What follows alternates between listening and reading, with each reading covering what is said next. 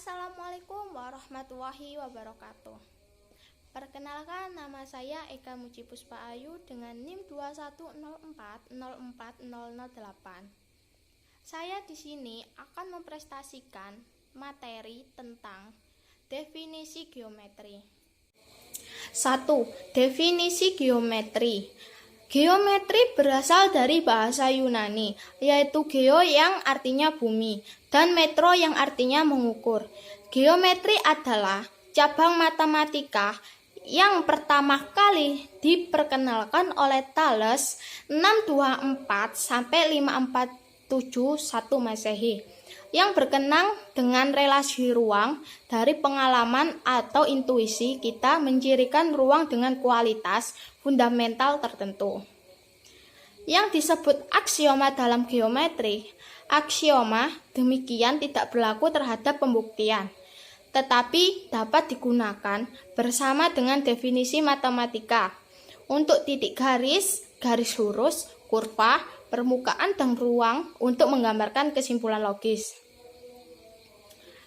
Menurut Novelisa Sondang, bahwa geometri menjadi salah satu ilmu matematika yang diterapkan dalam dunia arsitektur, juga merupakan salah satu cabang ilmu yang berkaitan dengan bentuk, komposisi, dan proporsi.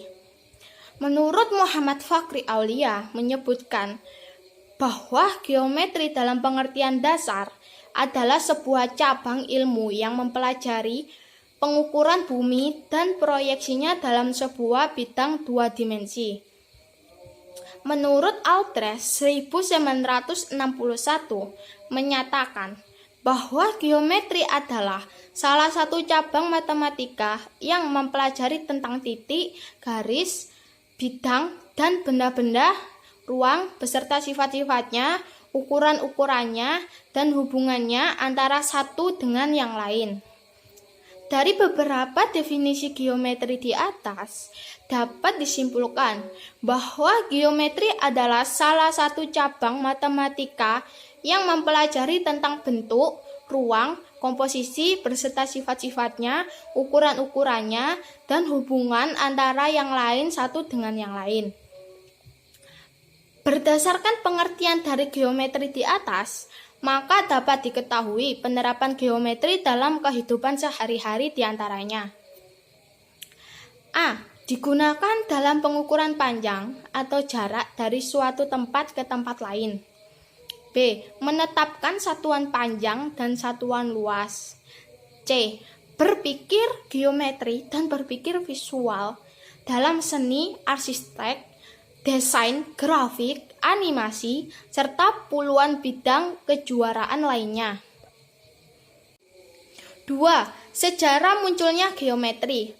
Hasil pemikiran matematika pertama yang tercatat adalah pada tahun 2001 Masehi di Babilonia, yaitu timbulnya sistem penulisan lambang bilangan dengan basis 60. Erat pula dengan kehidupan sehari-hari adalah teknik-teknik berhitung untuk perhitungan takwim. Sehingga pada zaman ini boleh dikatakan orang telah mengenal aritmetika. Setelah itu timbul di Mesir teknik-teknik mengukur luas tanah pertanian di tepi Sungai Nil serta soal-soal pengukuran piramida-piramida oleh para arsitek Mesir kuno, di mana orang mengenalnya dengan istilah geometri. Geometri berasal dari kata Latin geometria, geo yang berarti tanah dan metria yang pengukuran. Menurut Kamus Bahasa Indonesia, geometri merupakan cabang matematika yang menerangkan sifat-sifat garis, sudut, bidang, dan ruang, atau geometri juga berarti ilmu ukur. Sedangkan menurut Wellage 1972, geometri pada awalnya adalah metode survei atau pengukuran tanah yang dilakukan dengan pendekatan berdasarkan fakta dari trial dan error untuk menuju penalaran deduktif. Maksudnya mencakup mengukur segala sesuatu yang ada di bumi. Geometri kuno sebagian dimulai dan pengukuran praktis yang diperlukan untuk pertanian orang-orang Babilonia dan Mesir. Kemudian geometri orang Babilonia dan Mesir ini diperluas untuk perhitungan panjang ruas, garis, luas, dan volume. Hasil-hasil ini sering dinyatakan sebagai deret aritmetika yang secara empiris tidak benar.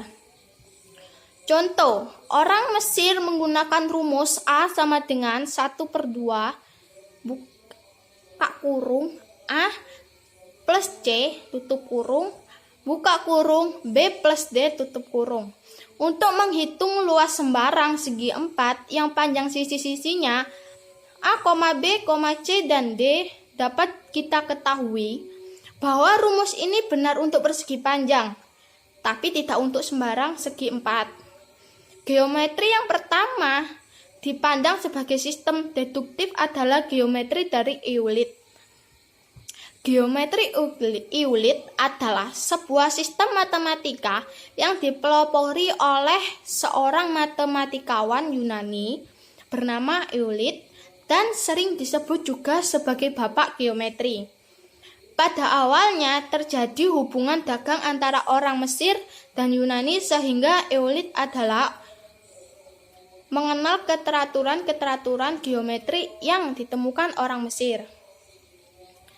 Atas dasar pemikirannya itu, pengalaman orang Mesir kuno tentang pengukuran berbagai bentuk di atas muka bumi itu akhirnya mendapatkan bentuk bersistem yang dirangkum dalam buku Euclid berjudul The Elements. 3. Istilah yang berkaitan dengan geometri. A.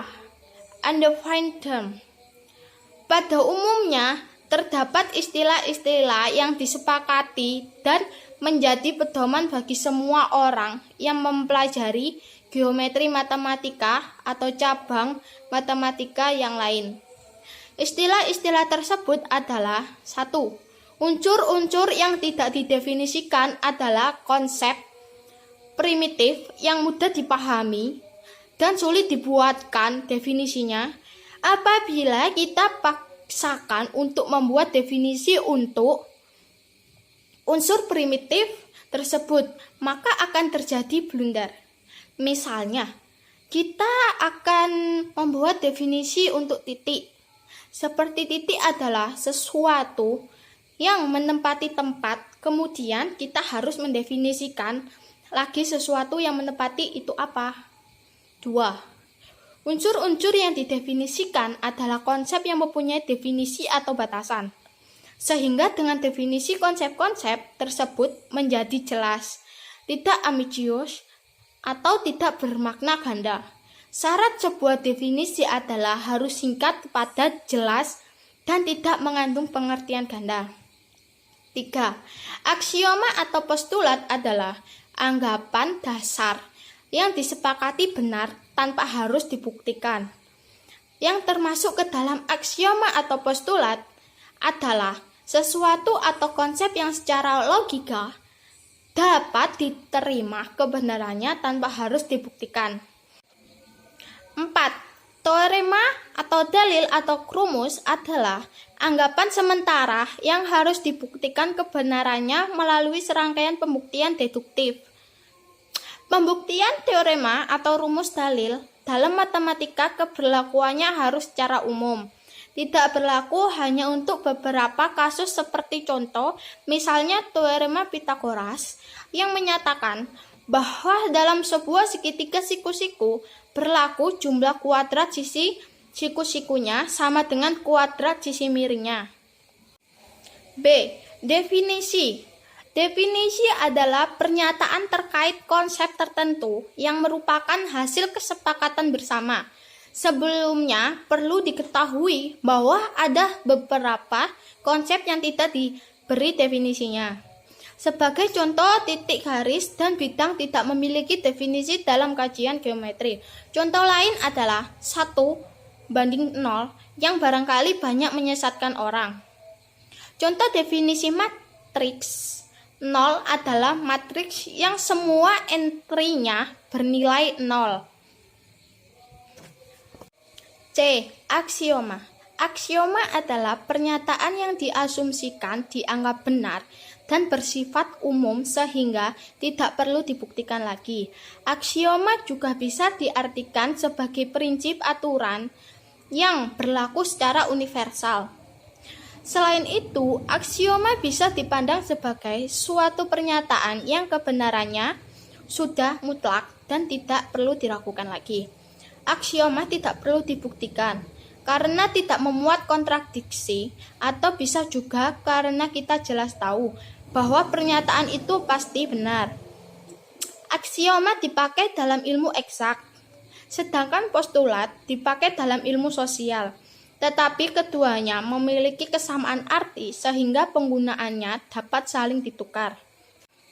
Contoh aksioma, untuk semua bilangan real X dan Y berlaku X plus Y sama dengan Y plus X. Pernyataan ini selanjutnya dikenal sebagai hukum komutatif perjumlahan. Jika diberikan dua titik yang berbeda, maka hanya satu garis lurus yang melalui dua titik tersebut. Apabila suatu garis dan suatu bidang memiliki dua atau lebih titik persekutuan, maka garis itu seluruhnya terletak pada bidang. Garis lurus dapat dibuat dengan panjang sembarang. Besar sudut yang bersesuaian berkorespondensi yang dibentuk oleh perpotongan sebuah garis dan dua garis sejajar adalah sama. D. Dalil atau teorema adalah kebenaran yang diturunkan dari aksioma suatu pernyataan matematika yang masih memerlukan pembuktian dan pernyataan itu dapat ditunjukkan bernilai benar. Teorema atau dalil ini dapat dibuktikan menggunakan alasan matematika yang tepat berdasarkan aturan dan tata cara yang sesuai akal. Misalnya adalah, jika dua sudut yang masing-masing sudut siku-siku, maka kedua sudut itu kongruen, dan jika dua sudut masing-masing bersuplemen dengan suatu sudut yang sama, maka mereka kongruen. Rumus 1. Jika terdapat persamaan kuadrat AX 2 plus BX plus C sama dengan 0 dengan A sama dengan 0, maka akar-akarannya adalah X sama dengan min B akar B2 min 4AC per 2A. 2. Teorema Pythagoras kuadrat panjang sisi miring hipotenusa pada segitiga siku-siku sama dengan jumlah kuadrat dari panjang dan dua sisi lainnya. 3. Identitas Pythagoras dalam trigonometri untuk setiap X berlaku sin 2X plus cos 2X sama dengan 1. 4. Tingkat berpikir teori Van Hille. Salah satu materi yang diajarkan adalah materi garis dan sudut. Garis dan sudut secara khusus diajarkan pada kelas 7 di sekolah menengah pertama SMP. Materi garis dan sudut merupakan materi yang termasuk ke dalam ranah geometri. Karena garis dan sudut merupakan materi matematika yang termasuk ke ranah geometri, maka kemampuan berpikir geometri dari seorang siswa akan berpengaruh terhadap pembelajaran garis dan sudut. Namun, belum ada bukti yang nyata tentang anggapan tersebut. Berdasarkan hal ini, peneliti ingin menindaklanjuti pengaruh kemampuan berpikir geometri, begitu pula yang terjadi di Sekolah Menengah Pertama Negeri SMPN 1 Ciledug yang terletak di Kecamatan Ciledug, Kabupaten Cirebon. Pada mata pelajaran matematika, khususnya ranah geometri, ditemukan beberapa masalah dalam proses pembelajaran sebagaimana yang telah dijelaskan. Berdasarkan uraian di atas, penulis ingin mengkaji lebih lanjut bagaimana pengaruh tingkat kemampuan berpikir geometri teori Van Hille siswa terhadap kemampuan siswa dalam mengerjakan soal-soal pada materi garis dan sudut. Metode dan subjek penelitian. Metode dan desain penelitian. 1. Metode penelitian.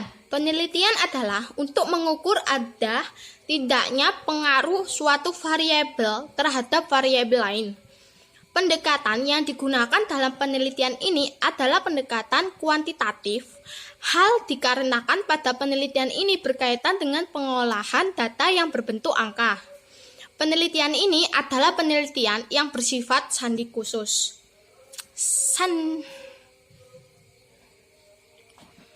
Metode dan subjek penelitian. A. Metode dan desain penelitian. 1. Metode penelitian. Penelitian ini adalah untuk mengukur ada tidaknya pengaruh suatu variabel terhadap variabel lain. Pendekatan yang digunakan dalam penelitian ini adalah pendekatan kuantitatif. Hal ini dikarenakan pada penelitian ini berkaitan dengan pengolahan data yang berbentuk angka. Penelitian ini adalah penelitian yang bersifat studi kasus. 2. Desain penelitian. Pada dasarnya, penelitian ini bertujuan mendapatkan informasi mengenai ada tidaknya pengaruh tingkat berpikir geometri dengan kemampuan siswa mengerjakan soal pada materi garis dan sudut. Menurut Suharsini Arikunto, desain ini adalah ex post facto, yaitu di mana variabel yang diteliti sudah terjadi ketika penelitian dilakukan. B. Populasi dan sampel. 1. Populasi. Populasi merupakan keseluruhan subjek penelitian. Menurut Sukamadinata, populasi adalah kelompok besar atau wilayah yang menjadi lingkup penelitian kita. Populasi dalam penelitian ini berdasarkan judul di atas adalah seluruh siswa kelas 7 SMP Negeri 1 Ciledug, Kecamatan Cirebon, yang terdiri dari 9 kelas siswa.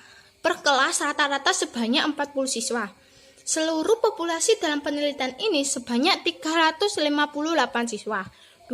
Sampel. Sampel adalah sekelompok kecil yang secara nyata kita teliti dan kita tarik kesimpulannya. Sampel yang baik adalah sampel yang representatif atau mewakili pemakaian sampel dikarenakan untuk memudahkan penelitian itu sendiri.